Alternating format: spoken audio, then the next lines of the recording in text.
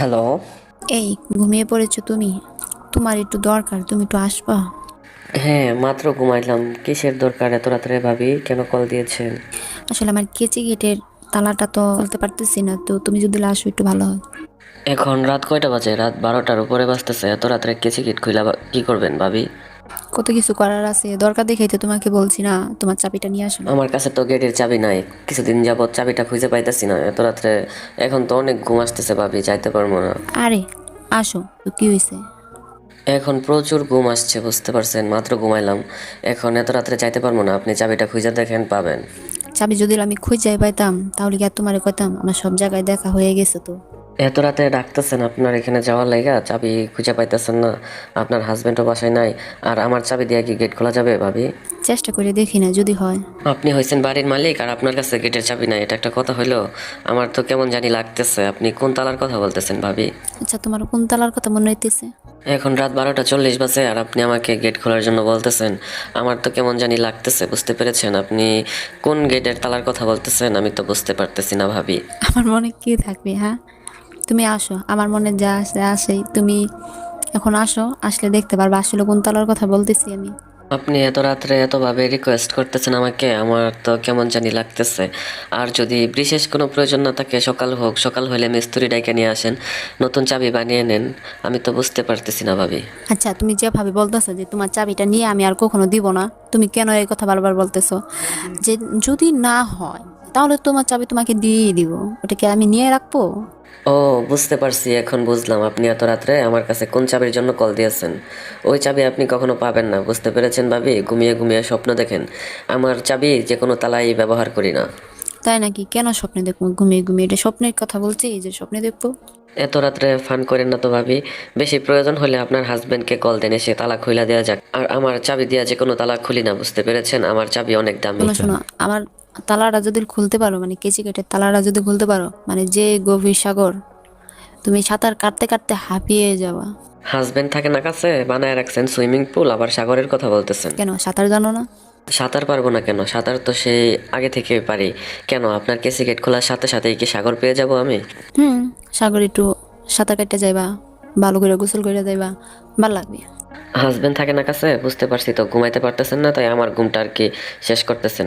দুষ্টুমি করেন না তো, কিসের জন্য কল দিচ্ছেন তা কোন? আরে বললাম না তোমারে, তালাটা খুলতে হইব। এই মূলত কথা, আমি চাবি পাচ্ছি না আর অনেক দিন ধরে এই তালাটা বন্ধ, কোনো চাবি খাটতেছে না।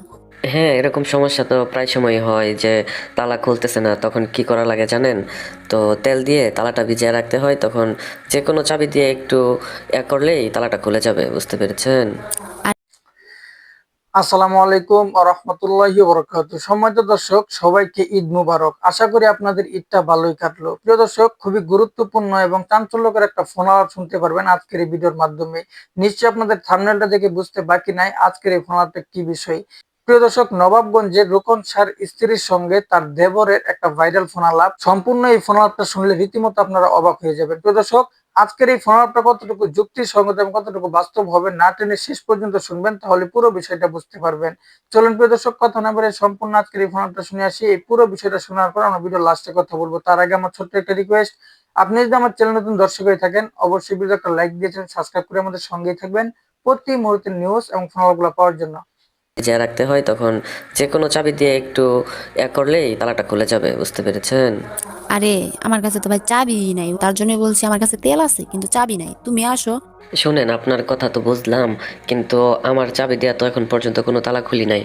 এখন একটা প্রবলেম হচ্ছে যে আপনার তালা খুলতে গেলে যদি আমার চাবিটা ভাঙ্গা যায়, তখন কি হবে? চাবি ভাঙবে কেন? তুমি শক্ত, তোমার চাবিও শক্ত হতে হবে। তো আমি অতটুকু আশা করি যে তোমার চাবিটাও শক্তই আছে। আমি যখন 9টার দিকে আপনার বাসায় এসে খাওয়া দাওয়া করে গেলাম, তখন তো কিছু কইলেন না। এখন রাত 12টা বাজে, একটার কাছাকাছি। এখন আমাকে ডাকতেছেন, ঘুমিয়ে গেছি আমি, কিভাবে আসবো? আরে, এখন শুয়ে পড়ছে, এখন একটু আমার দরকার, তার জন্য বলছি, তার জন্য খুলতে হইব। আপনি যে এরকম করতেছেন ভাবি, আপনার হাজবেন্ড কি জানে? আর আমি যদি এখন 2 তলায় আসি উপরতলা থেকে, তাহলে কিন্তু আমি এখানেই থেকে যাব। আর উপরে যাইবো না, বুঝতে পারছেন? আচ্ছা, সমস্যা নাই, তুমি দোতলায় থাইকো, থাইকা সাগরে ঝাঁপ পাইরো। আরে কি মিষ্টি কথা বলতেছেন! এই শীতের মধ্যে আমি সাগরে জাপ দিমু, পুকুরে গোসল করবো? আপনার কথাতে কেমন জানি রহস্য রহস্য আছে। আরে না, আমার কথাতে কোনো রহস্য নাই। আর আমার মানে এই মানে গহীন সাগরে মানে পানি ঠান্ডা না। আমি তো সাগরে কোনোদিন গোসল করি নাই, তাহলে বুঝবো কিভাবে পানি ঠান্ডা নাকি? আসলে কথাটা তো কি, মানে আমার সাগরের পানি খুব মিষ্টিও হবে। আরে ভাবি, বুঝতে পারছি, এখন আমার বোঝা শেষ। আপনার রুমে আমাকে যেতেই হবে, আমাকে নিয়েই ছাড়বেন। তো আর কারে নেবো, তুমিই আছো একমাত্র, আর কে আছে বলো? ঠিক আছে ভাবি, আপনি একদম নাছোড় বান্দা হয়ে গেছেন, এখন আপনার হাজবেন্ডও কাছে নাই। ঠিক আছে, কি আর করার, আপনার গেটের তালা আমাকেই খুলে দিতে হবে। আচ্ছা, আসতেছি, আয়সা দেখি চেষ্টা করি খুলতে পারি কিনা। চেষ্টা শুধু করলে হইব না, মনে জোর রাখতে হইব যে হ্যাঁ আমি তালা খুলতে পারবোই। ঠিক আছে, আপনি এখন ঝামেলার মধ্যে আছেন, আপনার ঝামেলা আমি সমাধান করে দিচ্ছি, কিন্তু সমাধান করার আগে আমার কিছু কন্ডিশন আছে। বলো তোমার আবার কি কন্ডিশন? মার্কেটে এক জোড়া জুতো দেখে আসছি, 2500 টাকা দাম। ওই জুতোগুলো কিনবো, 2500 টাকা দিবেন? আরে দিব, দিব না কেন? আরেকটা কথা ভাবি, আগামীকালকে আমার কলেজ থেকে দুজন আমার বন্ধু আসবে, তাদের জন্য মাংস পোলাও এগুলো রান্না করবেন। আমার কাছে কিন্তু টাকা নাই, বাজার সদাই করে দিতে পারবো না, এগুলো আপনি ব্যবস্থা করবেন। ও আচ্ছা ঠিক আছে, তাও কোনো সমস্যা নেই, তুমি ওই চিন্তা করো না। চিন্তা তো করারই আছে, আপনি আজকে শুধু তালা খোলার জন্য আমার সাথে ভালো ব্যবহার করতেছেন। ভাইয়া থাকলে তো আমাকে আপনি ভাত বেড়ে দিতে চান না, কেমন জানি করেন। আর আমার বন্ধু আসবে, তাদের জন্য আপনি রান্না করবেন। আচ্ছা কোনো সমস্যা নাই, তুমি তাদের নিয়ে আইসো, আমি তাদের সুন্দরভাবে ভালোভাবে আপ্যায়ন করে দেবো। ঠিক আছে ভাবি, খুশি হইলাম আপনার কথাতে। আপনি আমার বন্ধু বান্ধব আসবে, তাদের জন্য রান্না করবেন। ঠিক আছে, আপনার তালাটা আমি খুলে দেওয়ার জন্য আসতেছি। আপনার তো ভালো লাগবে, তাই না? ভালো লাগবে, তোমারও ভালো লাগবে। আপনার তালা তো আর লোহা দিয়ে তৈরি না। আমার মনে হচ্ছে কি তালাতে মরিচা পড়ে আছে, তাই মরিচা পড়া তালা তো আমি খুলতে পারবো না ভাবি, মনে হচ্ছে। তাহলে তোমার কিসের জন্য রাখতেছি, আমি তো আর পারতেছি না। তুমি কি কোনোদিন তালা খুলছিলা দেখছো? তালা খুলতে হইলে নারিকেল তেল দিয়ে খুলতে হয়। আপনি এত কথা বলতেছেন, ঠিক আছে, আমি আপনার তালা খুলে দিতে পারবো না, রাজি হয়েছিলাম, এখন আর যাইতে পারবো না। আপনার হাজবেন্ডকে ফোন দেন গা, আমি পারবো না, বুঝতে পেরেছেন? আসো আসো আসো, ঠিক আছে ঠিক আছে, তুমি অনেক ভালো, তুমি লক্ষ্মী ছেলে না, আর তোমাকে বলবো না। যাওয়া আমি রাজি হয়েছিলাম আপনার এমন কথাতে আর কি। আচ্ছা ঠিক আছে, এত করে বলতেছেন। না আসলে মূলত কথা, আমি কদিন ধরে ঘুমাইতে পারিনি, কিন্তু আমার মাথার মধ্যে এই যে চিন্তা একটা, আমি তালাটা কিভাবে খুলবো, কি দিয়ে খুলবো, কারে দিয়ে খুলাবো। পুরো কলকাতা শহরের ভিতরে আপনি আর কারিগর পাইলেন না, হ্যাঁ? আমাকে আপনি খুঁজে নিলেন, আমাকে দিয়ে আপনি আপনার এই মরিচা পড়া তারা খোলাবেন। ছেলে মানুষের কাম কি আর মেয়ে মানুষ পারে?